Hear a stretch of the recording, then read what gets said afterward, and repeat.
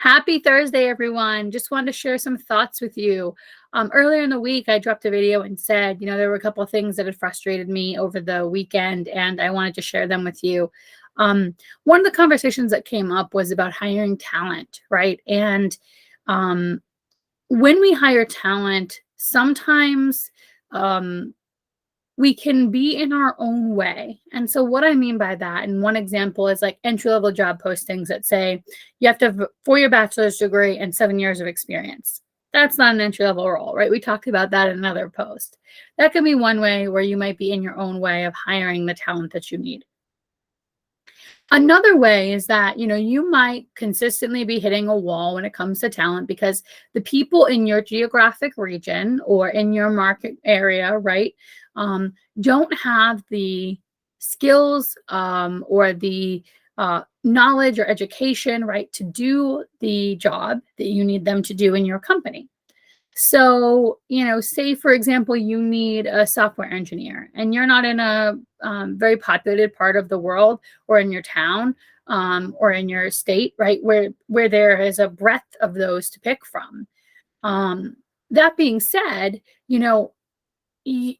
some people believe, and I'm not a believer of this, but some people believe that job seekers should be upskilling and educating themselves. Of course, if they have a passion for learning, they should always be leaning into that. But as we know, opportunity is not delivered equally, and not everybody has those availabilities to them. With that being said, though, you also have, as an employer, you also have a responsibility to grow your future pipelines. And so let me pose it in this way. If you were facing a challenge in your organization that was limiting your ability to generate revenue, be productive, and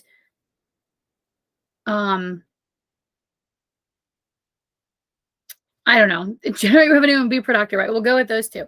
If you hit a wall where you can't do those two things, you're not going to just keep that wall there. You're going to try to find a way to break through that wall because you need to have revenue and you need to be productive, right? And so you would look for an alternative strategy in order to do that.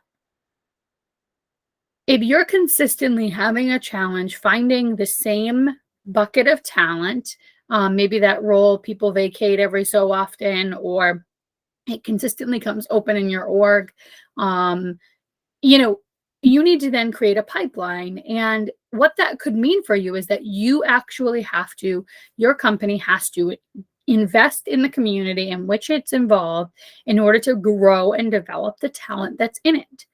Rather than saying, we don't have the talent, and then 2 years from now when you need that opening again, or 6 months or a year, saying we don't have the talent, it's not available.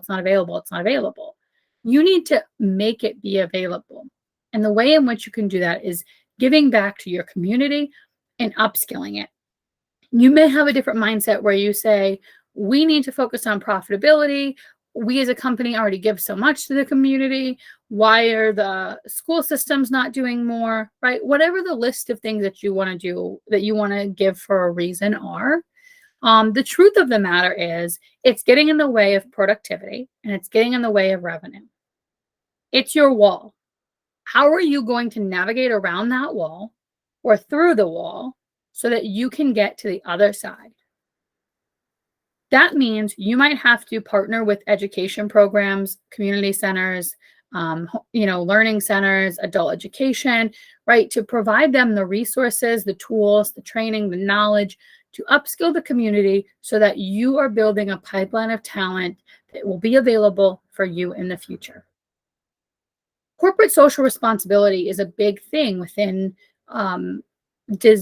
people's desire to want to work for you.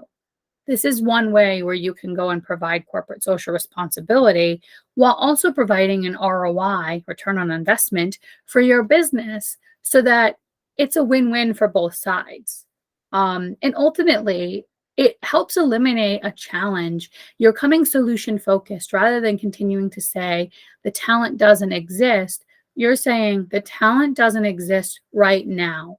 But because of the contributions we're making in the community, it will exist in 6 months. It will exist in a year. And although, yes, you might say we're upskilling them for our competitors. Is that possibly true? Yes.